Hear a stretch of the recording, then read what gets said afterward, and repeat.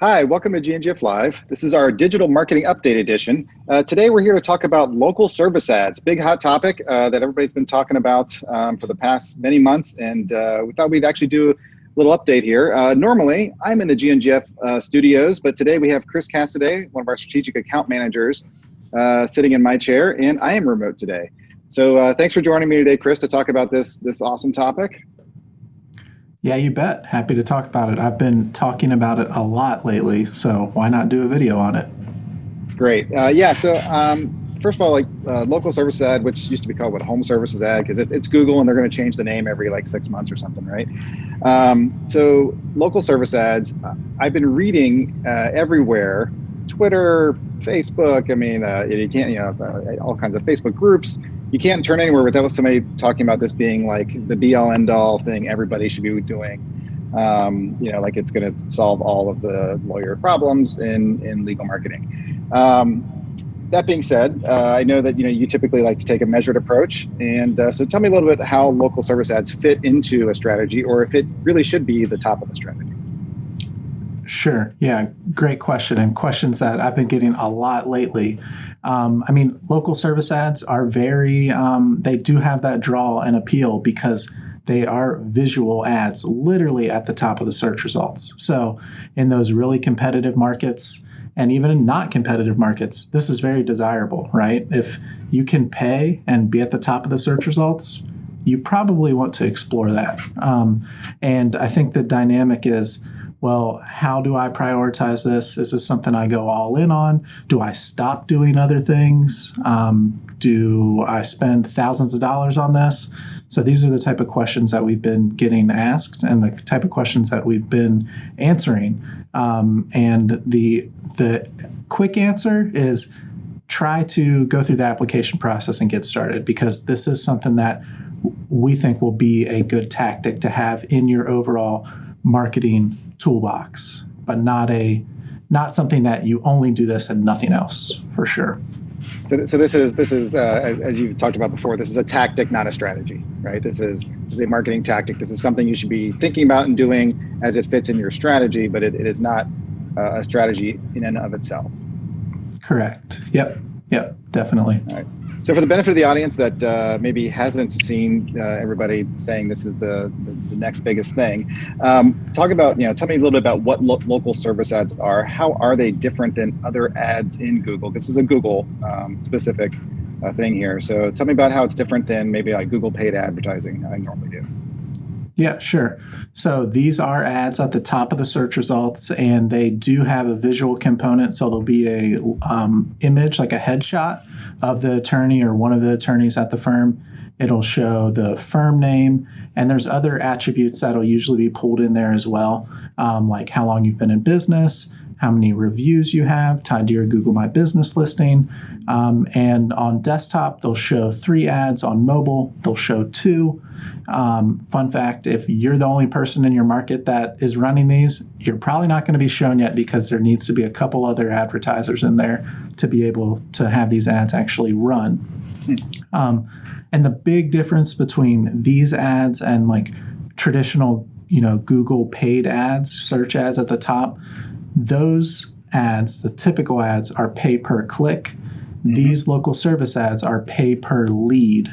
So someone could click on your ad, read a little bit more about you, read some reviews, and not do anything, and you don't pay anything. So in theory, you get some good visibility for free, but you only pay when they convert. And in this case, they can either give you a phone call, or there's a messaging component, and they will be rolling out a booking component as well. So people could schedule time on your calendar. So interesting. But yeah, the difference of pay per click versus pay per lead is the big difference between the two ad types. Yeah, and then the other thing is, we always love when Google gives little icons, whether it be stars and things like that, because it tends to convert better. In this case, they've added an icon, the little green check there with in this case, Google verified. Some home service ads from before had the term Google guaranteed. They realized that there's a whole bunch of service professions that you can't guarantee. Google literally has like a $2,000, I think, or it's around there, I think, guarantee for certain home services that they do a vetting process with. For professional services, lawyers are in there. I think real estate agents, other wealth management firms, they're doing a Google Verify, which is their way of saying we have double checked that this is a real business. And so tell me a little bit more of that, because you actually have to jump through some hoops to get that to be able to have a local service ad because it's Google Verify. Yep, exactly. So during the application process, which, we'll definitely share the link on how to apply and get that moved forward, and see if you're eligible. What we've seen, pretty much any area of law, any geographic area is eligible now within the last month or so. But to go through the application process, you do need to submit some information to prove that you are who you say you are. One of those things, you have to say your state bar license and when it expires, if it does. If it doesn't expire, you just pick a random date in the future and it'll be fine. I've got that question a lot. And then in most cases, you need to submit some form of business, malpractice type of insurance. And then at least one person at the firm needs to go through a background check, which is done through a third party. In most cases, it'll be Pinkerton, which most people haven't even heard of until this point. They're like, what is this? But it is legitimate. It's a third party that Google's partnered with. And you need to go through that process. And that process has been taking anywhere from 2 to 5 weeks. There was a big influx, and I'm pretty sure there's going to be another big influx, so that time range might go longer. But that is a part of the application process so that Google can screen you, verify you, and really vet that you are who you say you are, because there's been a lot of spam issues, especially on Google Maps, Google My Business. And this, I think, is one way for Google to try to combat that. And your Google My Business listing and these ads are interwoven in a sense. So I think this is a way for Google to truly vet these firms and these other businesses that, you really are who you say you are. And in legal, this is the spam issues are insane and out of control. So I'm encouraged by the verification steps, even though it is a little bit of time commitment and hoops to jump through. But from people that I've seen go through the process, they say they did it in about a half hour or so. So definitely worth it. So summarizing there, you because you've been telling the team now, the GNGF team, that we've been recommending to all of our clients to start going through the process. In fact, as I've been speaking about and getting questions, that's based on your guidance. I just said, look, if you do anything else, just go through the process to have that part done. Even if you don't put a dollar amount and budget on these, get that done, because it may take 2 weeks, it may take 5, it may take more, depending on the influx of stuff here. I mean, we're also California and COVID's still big there, so people are working remote. So Google was slower, obviously, in March, April, May. So that's still there. So just go through the process, get going on that.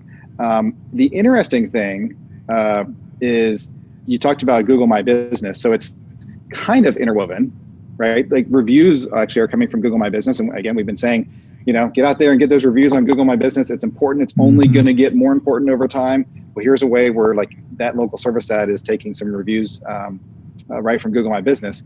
However, I was shocked that when you click on the ad, you actually don't go to your Google My Business page.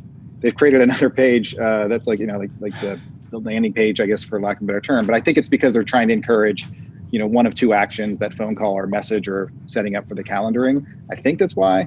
But right, it's not going to Google My Business. It's going to it's another page that you're kind of setting up with this during this process. Correct. Yeah, it's a brand new landing page format, and you do have the ability to add a little bit of information, but for the most part, it's going to show contact info, how many years you've been in business, what services you do. So if you do personal injury, it'll have subcategories under there, like car accident, truck accident, motor vehicle, whatever, dog bites, you name it. And you can turn those categories on and off, but those will show right on your listing. And that does link to your website, but Google downplays that, right? They don't really want for you to click on that ad or someone to click on that ad, then go to your website, because they make no money from that. So they really drive home the point that you need to call this firm, or you need to message this firm, or in the near future, do some sort of booking component, because that's where the money is for them. And I mean, that's where the money is for the firms too, right? This is proving to be, at least initially, a way to get leads without cannibalizing the other strategies that are already in place. Right. So let's take a moment and talk about that for a second. So this fits into the strategy. Like I said, it's a tactic, not a strategy. If you're doing paid advertising, I believe you've been recommending to all clients, like, hey, if we're already doing paid ad work for you, then we are going to start putting some budget over here. So go through this process because we want something up there. So you can control kind of 3 areas with paid advertisements now, right? Because you can do with this addition. So you have your traditional Google pay-per-click ads sending to your website, kind of landing page, mentality there, to kind of work on the keywords that you're not maybe organically ranking for very well, or to help support those. So you have that. The other ability we had was on the maps. You could advertise in the maps. So you could have an ad here and an ad in the maps. Now they're adding a third. So you can control possibly up to 3 points of real estate without even, organic search or anything, just within ads. So this is a tactic. And if you're doing paid advertising as one of your strategies for driving leads, then, this is a tactic. You have your pay-per-click, you have your Google maps, and then now we have like the local service ad. So it is something that you I believe are telling all clients doing paid, this is just something we're going to do. Go through this vetting process. It makes sense. If somebody's not doing paid advertising, is this something that they should be thinking about just to put some budget toward? I would, honestly. I mean, if you've never done paid advertising, you've never done Google Ads or Google AdWords like it used to be called, like those campaigns, if you want to set them up right, it takes an expert, right? The barrier to entry to have a successful campaign like that requires some expertise and knowledge with your ads, your keywords, your targeting, all the different ad extensions. Like you don't just show up in the local maps. Like you have to intentionally know what to do to make that happen. With these ads, the hardest part is going through the application process, and then figuring out how are you going to target these ads geographically and what practice areas, and then really looking at the budget. But for the most part, it's an easier way to start and get ramped up and get some good placement with Google Ads compared to the traditional like Google AdWords campaign with like the text ads. So in theory, if you're doing traditional Google Ads, you should definitely consider doing these local service ads. If you know you want to spend some budget, but you don't want to do the traditional ads, you could, in theory, just do the local service ads to start, and then potentially work in a bigger, more traditional campaign, because there's still value there. Those ads are still going to show up more often and for different things than these local service ads will. Yeah. So one of the things, you don't need a landing page, right? So you don't need a landing page. You're not worrying about, converting on your website and stuff. It's just, they've already kind of given you a page. And if somebody converts, then you pay. So it's like you mentioned this earlier, right? It's kind of free, some brand awareness if nobody calls or clicks, and maybe, that's not a bad thing. But if they call and click, then you pay for the lead. The prices, varies and stuff, just right. It's not like it's some fixed price. I think I saw that they're even starting to play with some bidding mechanisms, so maybe it's not as flat. Yeah. So from what I've seen so far, well, first off, the budgets work in weekly chunks. So this is a little bit different. Like your more normal Google ads are like going like almost like a daily budget. Like, hey, I want to spend this much per day, and then multiply that out to get, your monthly budget. These local service ads work in weekly chunks. So you could say, hey, I want to spend $300 this week on these ads. And Google will tell you an estimate like this will get you 10 leads. Or it'll say 6 to 12 leads. The actual calculation will probably somewhere in that range. I've seen leads come in from this from like $20 up to like 30 or 40, which is still not bad for a lead. If it's truly a lead, that's really good. And pay-per-click normally, some people are paying that per click. So it's a good thing to test and reference and see people that are coming from these local service ads, are they converting? Are we signing them up? How does that overlay against our more traditional Google ads? And what's the ROI? What's the cost per client, the cost per acquisition? So weekly budgets are how these operate. And then there's 2 bidding kind of methods. You can hard code, if you will. Hey, I will pay up to this much per lead. You could say, hey, Google, I will pay up to $50 a lead, no matter what. Or you can let Google's AI and algorithm kind of do that for you. And it's called like maximize leads. With traditional Google ads, it's called maximize conversions. But basically you tell Google, here's my total budget. Use that however you want to get me the most leads possible. I've been telling people use that option for now because it's so new that if Google can get these leads for cheaper, why not? They're going to spend whatever your budget is for the most part, especially in competitive markets. So just whatever your weekly budget is, set it and keep an eye on the leads that come in and see what happens and if they convert and if they're actually good leads for you. Right. So, and I'll get to some random questions I have about this that I've heard from people. But to continue on that idea that this isn't just do this strategy, one of the reasons you've talked about is, you mentioned already a little bit, this is only a small set of keywords that are probably going to drive these ads, local service ads showing, and it's fairly tight around the office. So like the location of your office is one of the, the bid's there, but the location of your office is really, really important. So it's not like quality score and conversions and all that kind of stuff that you have in traditional ads. It's pretty much, like, is your bid right and are you close enough to the person who's searching, right? Yeah. And you can, like, say you were a personal injury attorney and you operated in an entire state or even like 2 states next to each other. There's nothing stopping you from targeting all those areas. However, the disconnect you will possibly run into is that, say you're in Cincinnati, Ohio, and you say, hey, I also want my ads to run in Cleveland, which is hundreds of miles away. You're going to be a little bit less relevant than the 20 firms in Cleveland that are running those same ads. So you still will show up, but probably less. And also just the human nature of it, like someone calling, say, well, why do they have a different area code than all these other guys? And so I think, closer to home will be stronger, but you can still reach outside of that. You just have to kind of be strategic about it. So you can say I have a wider range, but if there's more, like you said, there's 3 in desktop, right?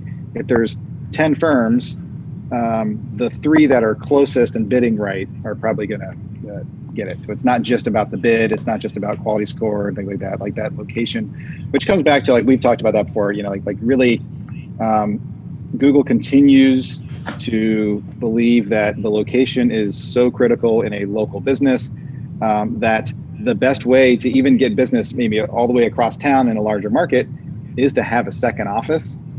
Not, like there's ways to do it, but like that is like the fastest way, and this kind of like highlights that yet again. So that's a whole other conversation we could have, like the same thing goes for like Google Maps and everything.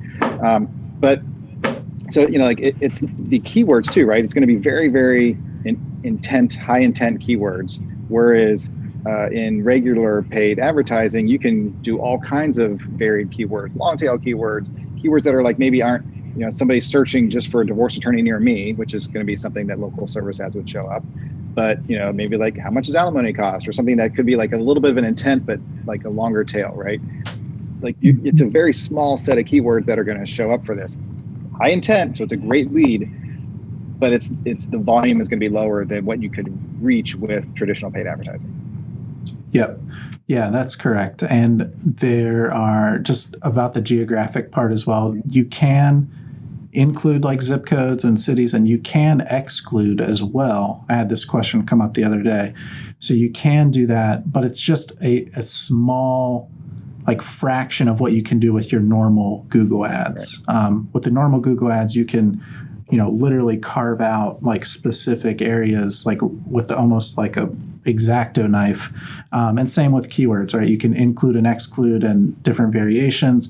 With this, it's more of like those key bread and butter keywords, personal injury lawyer, Denver, those type of things are good for the local service ads, but it's not the only thing you should be doing if you're really trying to be visible as much as you can on organic search and just Google in general. All right, so I'll get to some of the questions I get, and you've already talked about a few of them, but just in summary, local service ads, very important, but just one piece of overall strategy. So don't just run and throw money here and think, like all your problems are solved. It's probably going to be a smaller set of searches, high intent, which is great, but smaller set of searches. So leading to less traffic. So you don't want to ignore other things. Yet Google, again, continuing to fracture opportunities, right? So you have organic, SEO, track the traffic, which Google's given us for years for free, but they keep adding other ways to pay for things, and we knew this was coming. So you have traditional, PPC, you have Google Maps ads. Now we have local service ads, ways to budget to have multiple locations there. So all of them are good. Organic SEO is still great, right? I mean, still a very, very important part. In fact, 50-60% of traffic for most clients, if not more, still today that we manage, right? So that's kind of like your summary. That the Google verified, I think that's huge. When we saw reviews, the little stars show up in the search results, when we saw the little maps, the A, B's, and C's and stuff, we saw a higher click-through rate, right, from organic search into clients' websites. I expect the same thing, right? Whenever there's like little extra badges to kind of grab your attention, and especially something saying Google verified, like people go to Google and they trust it. So that's I think important. So some of the questions, one we talked about, it's you had that whole verification process. We'll put a link to that. You mentioned you can carve out geography, right? So that's one that we've heard before. The bidding process, I've heard, how does the bidding process work? So you talked about the two ways to do bidding. And your recommendation right now is go with Google until we know more and can learn more, but because their goal is to maximize conversions, because that's when they get their money, right? Yep. Some of the other frequent questions is like, where does the page go to? So we talked about that, right? So this isn't going to your website, it's not going to landing page you're controlling and optimizing for conversion. This is going to a kind of sub page that they're creating based on the data, and then they're optimizing for call and message, and then like in the future the calendaring, which they have in some other, like the home service, right? It just hasn't rolled out the legal that we've seen yet, or if we have, I think I've seen, they're probably testing still. What are some of the other frequently asked questions that you've been getting? I mean, just in general, like how am I billed? Like I got, 5 phone calls. Does that mean I have to pay for 5 leads? That I think is like Google just sent out an email today actually on that to say like, hey, we're streamlining this process a little bit to make the kind of lead rejection process easier. And we can, drop some screenshots or links to really show like this is how you do it, or this is what this looks like on the dashboard to manage the leads. Because it's very clear once you have access, like here's the calls that have come in from these ads. And then like in some cases there's call recording. So it's like I can actually listen to the call. It was a good call. Obviously you can match it up with your internal intake to say like if they became a client, that's how you calculate your ROI. So all of that is really easy to see and manage. And to add another layer onto that, the big question that I had was, I don't use Gmail, but I know I need this. But I don't want these lead notifications to go into cyberspace, and I never see it. So how do I get that connected into my normal workflow? You can set up some email forwarders, to like go to your normal intake person, which helps. The other piece that's in the mix is they actually have a Google Local Services app that literally you put on your phone or someone else puts on their phone, real-time notifications. You can manage the leads, you can change your budget, really easy to use. So I would recommend that if you have a smartphone, which most people do. That way you know that you're not missing anything. And I think as things continue to mature, there'll probably be some better integrations with case management and stuff that come from these. But for now, just making sure you have a way to check the leads that are coming in and you're able to be actionable on them quickly. Right. So the other question is this managed in the same account as my like PPC, paid advertising? So it's the same. You can use the same email account, but it is a different kind of app, for lack of a better term. Yeah. Same Google account is fine, but it's completely different interface. They're the same but different at the same time. They're not as interconnected as they could be. So there's like different ways to access it, like different URL, different portal, everything. And even on Google's terms, separate app, like they literally, there's a Google pay-per-click app. This is completely different. So like Google has made the determination that these are different enough, which I think solidifies the fact that people don't have to do both, but we're in the camp that if you do one, you should probably do the other in some capacity and just figure out the dynamic between the two and how you prioritize them. But yeah, different portals and different ways to manage the leads for sure. Right. And then I've had, probably people still sour from like some of the Avo stuff, right? So like, it would show up if you had something in your kind of background check from your, bar association in Avo. If I had like something weird come in my background check, but I still get, qualified, is there a way to click on something to see my background information, or is that like, am I done or? Yeah, there's nothing for like the public to see, like any issues or anything specific related to any background checks. As long as you get passed, you get the green check mark. It says you've been screened, you've been verified, and that does show up on the listing, but that's it. There's no like read more for any details about backgrounds or anything like that. Awesome. So yeah, I mean, I think that covers a lot of my questions that I've heard over the last month or two. Sounds like you already hit a lot of those before I even got to the questions. So like you're getting all these same questions. We are doing this for clients right now. I mean, this is something that we are actively doing and recommending. So if you're watching this and thinking about it, we recommend it. Just understand that it is still part of a strategy. Make sure you're thinking about your business goals to map your marketing strategy, and then look at the appropriate tactics. I mean, this one costs a certain amount of money, so just make sure you're thinking about how that works and what your ROI is, and measuring these things. So all that piece is still critically important. It's just yet one more thing. It doesn't make SEO obsolete. It doesn't make paid advertising obsolete, right? I think some of the tweets and posts I've seen, again, don't get too excited. This is yet one more tactic, in a digital marketing strategy, but it's not something that it is going to be the only thing you do. Any closing thoughts, Chris? No, just if you haven't done it already, submit your application, go through the process. And like you said earlier, it doesn't mean you're signing up to spend hundreds of dollars a week, but you at least are in the stadium and you can do that if you want to, and if it fits your strategy and your goals. So costs nothing to apply and go through the process, just a little bit of time. So why not do it? Awesome. Well, thanks for joining me today, Chris. And for those of you watching, if you have any questions about your digital marketing strategy, or where you want to take your firm and how you need help getting there, feel free to go to gnjf.com/speak, and we'll put the link down below. And you can get connected with one of our marketing consultants who can kind of walk through maybe what's the best next thing you should be thinking about for your marketing strategy. And then, of course, to see where we're going to be next, you can go to our GNGF.tv to see all of our videos, and then GNGF.com/events to see our upcoming webinars or where we're going to be speaking. Thanks again, Chris, for joining me, and have a great day, everybody. Hey, what's up? I'm Josh. Thanks so much for joining us. If you feel like you learned something today, think of how beneficial it would be to chat with myself or another one of our marketing consultants one-on-one. Go ahead and visit our website to schedule your free consultation. It only takes a minute.